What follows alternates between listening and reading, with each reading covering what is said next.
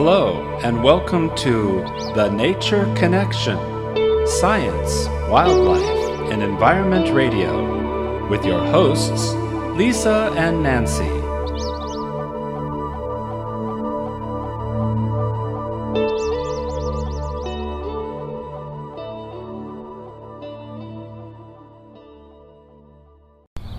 Hey everybody, this is Lisa and Nancy, and we are having a nature connection moment. Yes, we today. are. We are in Corvalis-Oregon. I'm getting that part right? Yes. Got Kathleen Dodge here, and Kathleen, you are a Raptor specialist, right? Yeah, I am the director of the Raptor education program here at Chintimini, and we have 11 non-releasable avian raptor species that live here permanently that can't go back out to the wild.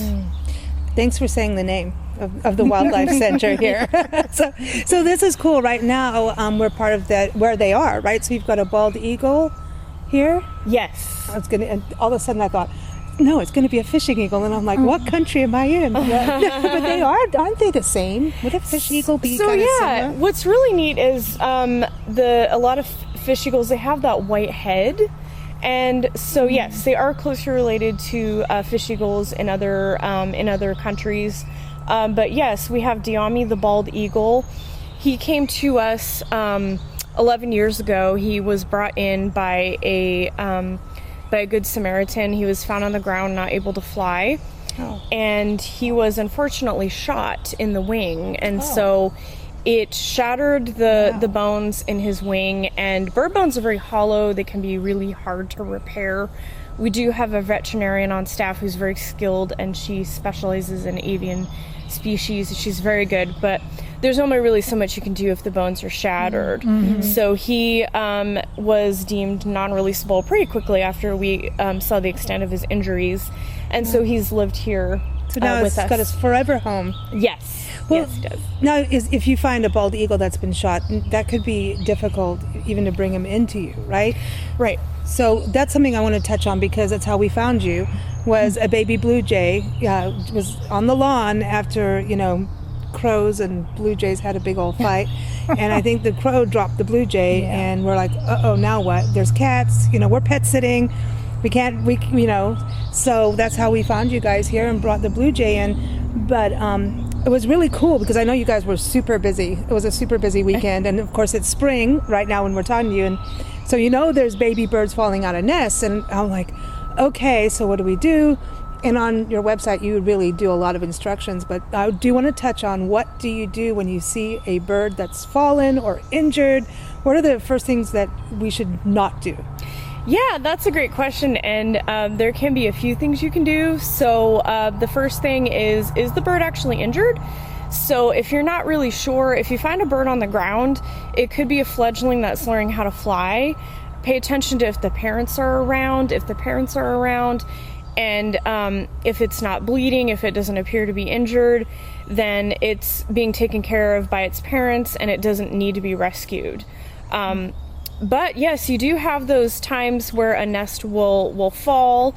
So you're doing yard work and you're trimming, and then oops, like a branch falls and there's unfortunately a nest in there, or you actually see a baby bird falling. You definitely want to give us a call and check in. We've had people even send us videos and photos, which is really nice, so that we can give people advice without them having to bring in the animal.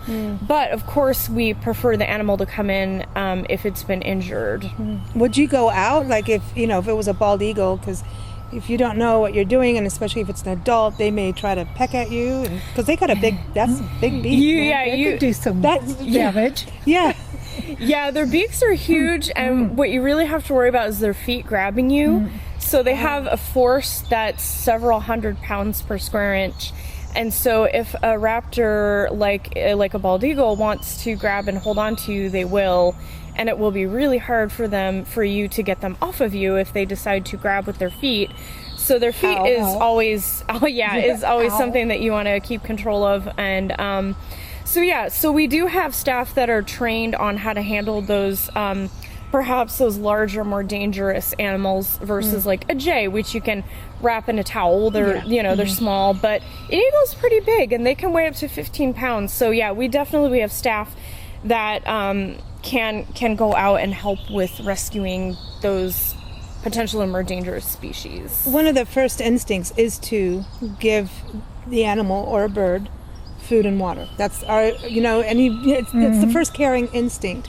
But you're saying that you're seeing a lot of people bringing in animals, all meaning well, trying to give them water, and it's going the wrong way. And then what's this thing about cat food? Yeah, so we have been we get about 20 to 30 patients every single day.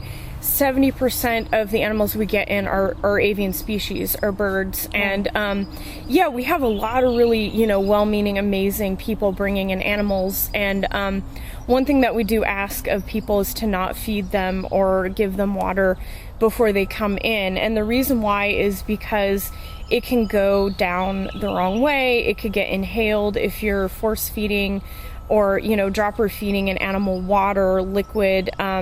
It can actually get aspirated into the lungs. It can cause death. It can cause pneumonia. And so then we have to put them on antibiotics. And if you're giving antibiotics to a tiny little baby animal, that can stunt their growth. That can really affect their growth.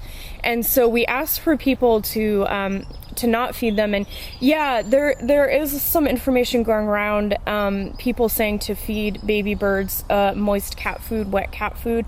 We're not really sure where that originated from, but we definitely want to ask people to not do that and to just give us a call and let us know what's going on with the animal, not give it food or water, and keep it in a nice, warm, secure spot until they can bring it into us. So every bird has something different. Some are like, I want insects, and some like, I want seed, or I want both. Yeah. I want fruit. Yeah, you have your carnivores, insectivores, herbivores. Yeah. So, just because something is a songbird doesn't mean, like a cedar waxwing, they eat fruit, they eat insects, but some don't, like swallows, swifts, they eat, a lot of insects. So really, you want to make sure that the animal has a whole diet. You want to make sure that they have the actual diet and the nutrition that they need to grow strong. So that's another reason why you shouldn't feed animals, is because they have such different diets. It's just, Well, cat food somehow doesn't go along with birds. Yeah. It's like, what? Yeah, it's a little different. Yeah, two different kinds of animals. Yes. Yeah, and we have to special order in a lot of insects. This year has been really wacky with COVID and with the weather, and so there's been some insect shortages, but we get insects. Yeah, not really a problem you think you'd have to encounter, but really. So a lot of our budget goes to buying the proper kind of food to feed the animals, and that includes a lot of insects, a lot of mice to feed the birds of prey, and rats, things like that. So nice. Yeah, she's ordering spiders and rats. I know, it's like really, but this is so really That's funny. You've got your ambassador birds here, yes, right? So kids come here and get education. Yeah, absolutely. Yeah. So pre-COVID, we were doing 120 programs a year, and so that included having folks come out to visit the Wildlife Center, and then also going to schools, going to events and things with the birds, and teaching about conservation, teaching conservation messages with the ambassadors. But yeah, COVID definitely put a pause on all those things. However, we're just starting to now have people come back and visit. We had a Mother's Day event that was successful. We had people come in tour groups that were staggered, and we're having smaller groups. We're definitely not having like 30 people come out at once, but we're starting up our camps again, and so yeah, we're just gradually opening up to have more education. We've also been doing virtual talks this whole time, which has been really great because we can reach audiences that we normally wouldn't reach. We can reach out to students who might not be able to travel out here, that live too far away. So it's been really fun. That's awesome. It's neat for us to come, we're new to Oregon, and so like the birds, and it's like, okay, what's that? Where are we? Yeah, So even understanding, and you're in a very foresty area, I mean, it's but you're close to the ocean, and you're also got suburbs, and then you've got cities. So it's kind of a blend. I said the word. Yes, the word. A blend of where the birds and the wildlife could be. Migration-wise for birds, do you see a lot of rescues for migratory birds? Yeah, we definitely get a few migratory species in. Would say we get a lot of, we get swallow swifts. That's a big one. We get those in the summertime. Those are the guys that will go inside your chimneys. And so, yeah, we get, oh my gosh, it's even hard to list how many species we get in. But last year we got over 2,700 animals. Wow. So, yeah, and with approximately 70% being birds. That's a lot of birds. Wow. And when it's not birds, we're looking at what? Skunks, raccoons? Yes. So skunks, raccoons, chipmunks, foxes. Foxes. Yes. Bobcat. Cool. So we don't want them to be hurt. No. Yeah, absolutely not. Is that mostly at people's homes, or they're injured from the road? Mostly injuries. So the vast majority of animals that we see are hit by cars or hit windows. That's really, and also caught by cats too. Yeah. That's a big thing, having birds getting caught by cats. So it's really good if people can keep their cats inside, especially around nesting season, just so that they can have a chance at survival. Because every time a bird gets caught, or maybe a chipmunk, some small mammal even, gets caught by a cat, then we have to treat it with antibiotics. And as I mentioned before, that can really stunt their growth. It can affect their rate of survival. So, wow. So how long has the Wildlife Center been here? We've been here since 1989. Wow. So for quite a long time, and it's grown exponentially over the years. So it started off in a house, and now we're on 10 acres. So it's awesome. Really it's grown. Beautiful out here. Quite a bit. Yes, thank you. It really is. It's not a very bad office to have. No, I'd like to have a picnic here now. And sometimes we do. Why not? It's really great. And we have a lot of biodiversity out here. So we have a pond which attracts herons and all kinds of really cool birds and frogs. We have tree frogs everywhere. And yes, you can hear them in a nice chorus at nighttime when they're doing their thing. And then we also have grassland. We have the woods. So really, we're trying to attract a very broad amount of wildlife out here, so that we can have people visit and show them actual animals that live in their backyard. Yeah, and the native habitat. Yeah, absolutely. Show native habitat and show examples of what you can do to attract wildlife to your area. Now, you're saying, I know we're out here, and we're, we've got some hawks. We got a Swainson hawk here. Yeah, we have a Swainson hawk. Yeah. But you're saying that, I know while we're doing this, someone could drive up here, and you said one of the volunteers. So that's something really cool. Do you allow volunteers, from high school age on up, or do you have to be over 18? 18, because there is always a risk of zoonotic disease. So there's always a risk of things. It's not very often. We take every precaution possible, but we do definitely 18 to handle the animals. You have to sign a waiver. You have to get your tetanus shot because of things happen. Like you could hurt yourself. But we do. The vaccine is far easier. Yeah, but we do take every precaution, and we definitely don't have nor volunteers handling any dangerous animals, and we don't allow volunteers to handle like rabies vectors, because you need rabies shots for that. Obviously, that's very dangerous. But so 18 and up, and really, you don't need any experience with animals to volunteer with us, which is really amazing.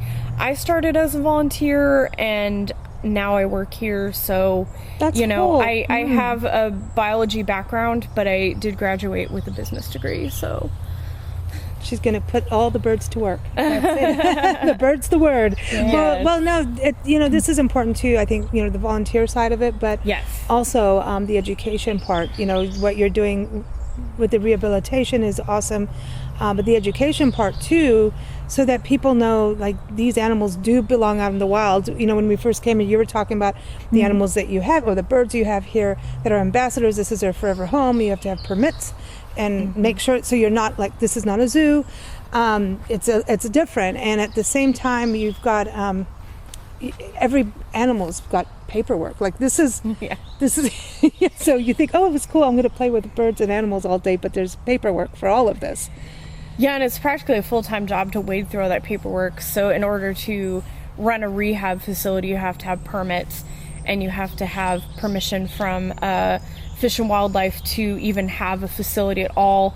You have to be open to being inspected anytime. They can come by anytime and check us out and make sure we're doing the right stuff, make sure we're doing the right things, which absolutely is good. And I'm very happy. I think that our state in Oregon does a really good job of making sure that people are on the up and up when it comes to rehabilitation and how we're treating the animals in our care. And for the animals that are not released to the wild, they take different permits, because we will take them through different steps to make sure if they come in and they are injured, we want to make sure that they're not releasable to the wild before we apply for a permit to keep them. And we have a vet on staff who will sign off and say, yeah, this bird can't fly well enough to be released, or it can't hunt. Its vision is not good enough in order to see a mouse or see anything. We also test them, which is really cool.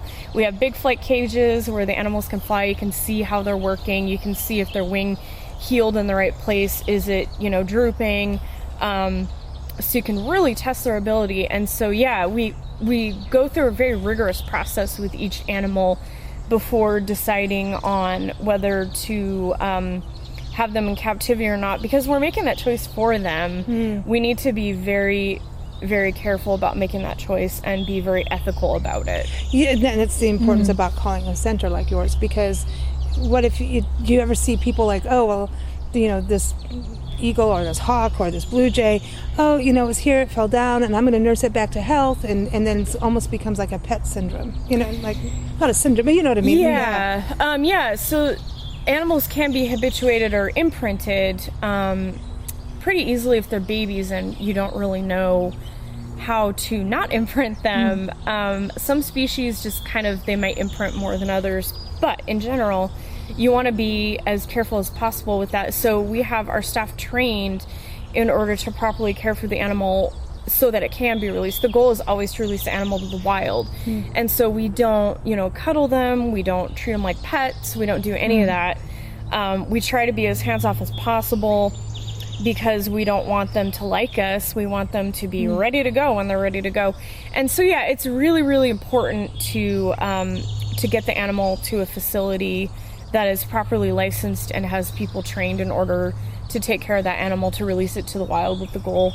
And it is in the vast majority of cases illegal to do it yourself without a permit. So there.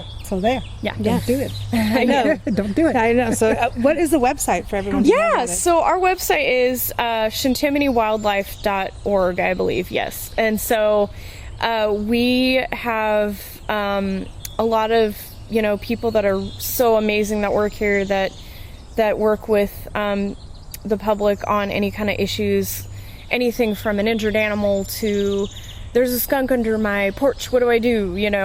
So we have staff who are able to answer questions that people have on how to live with wildlife and how to really kind of get along and coexist. That's exactly it. So on the website too, I can imagine, where does your funding come for all the insects? Because actually those insects are really expensive. It's kind of shocking. We are a nonprofit, and we don't get any funding from the government. So really it's private donors. Wow. And we also write grants every year. We get some really amazing people, donating and giving us grants in order to keep doing what we're doing. So, Cool. yeah. So help. Yeah, help. Yeah, and we can always use volunteers as well. That's awesome. Cool. Well, thank you for showing us Yeah. around. I want to just hang out here all day. Yeah, Yeah, I do. it's a lot of fun. It's beautiful.